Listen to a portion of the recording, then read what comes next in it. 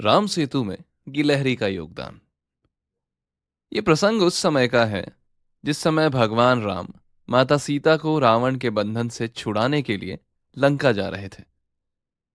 जब उनकी पूरी वानर सेना समुद्र के किनारे पहुंच गई, तब किसी भी प्रकार का कोई रास्ता नहीं मिला कि उस समुद्र को किस प्रकार पूरी सेना के साथ पार किया जाए।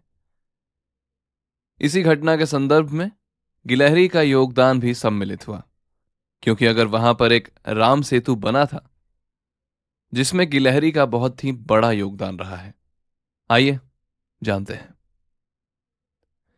ये बात उस समय की है जब भगवान राम माता सीता को बचाने के लिए लंका जाना चाहते थे, परंतु समुद्र की वजह से लंका पर नहीं पहुंच पा रहे थे और उन्हें किसी भी प्रकार का कोई रास्ता नहीं सूझ रहा था।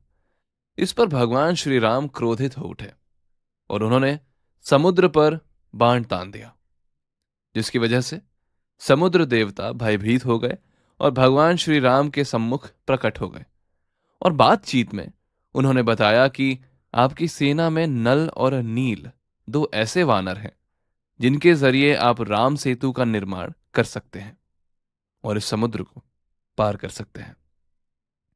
इसके पश्चात वानर सेना और हनुमान जी ने यह तय किया कि हम सागर के ऊपर एक सेतु का निर्माण करेंगे, उसी पर चलकर लंका पहुंच जाएंगे। इसके पश्चात हर एक वानर ने पत्थर पर प्रभु श्री राम का नाम लिखना शुरू किया और नाम स्मरण करते हुए नल और नील ने पत्थर को सागर में डालना शुरू किया।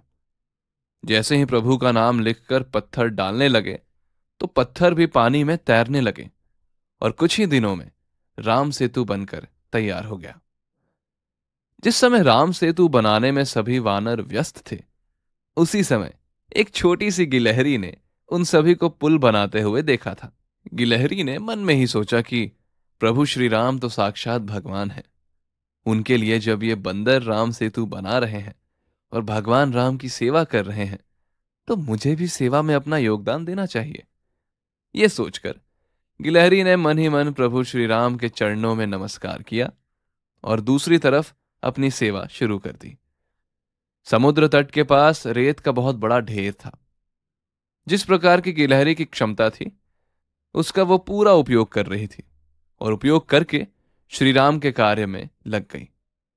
ऐसा देखकर वानरों को बहुत ही ज्यादा आश्चर्य हुआ कि एक वानर ने गिलहरी से कहा, अरे तुम तो बहुत छोटी हो और एक एक कण रेत लाकर समुद्र में डाल रही हो।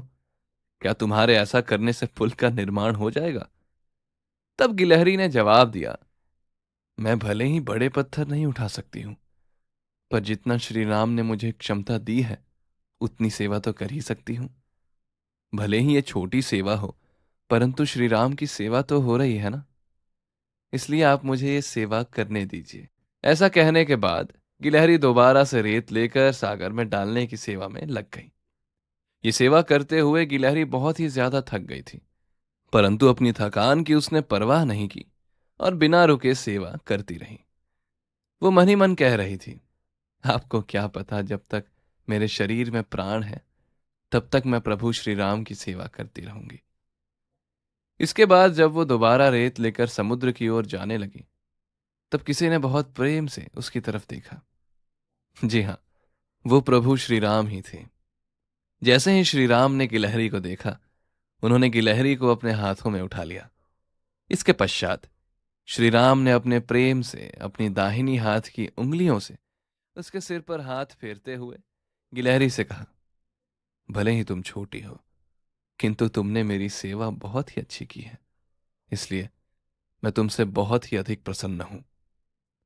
इतना सुनते ही गिलहरी भाव विभोर हो उठी। इस समय गिलहरी की पीठ पर भगवान की उंगलियों के निशान प्रकट हो गए थे, जिसकी वजह से आज तक गिलहरी की पीठ पर धारियों के निशान दिखाई देते हैं। वो प्रभु श्री राम की उंगलियों के ही निशान हैं।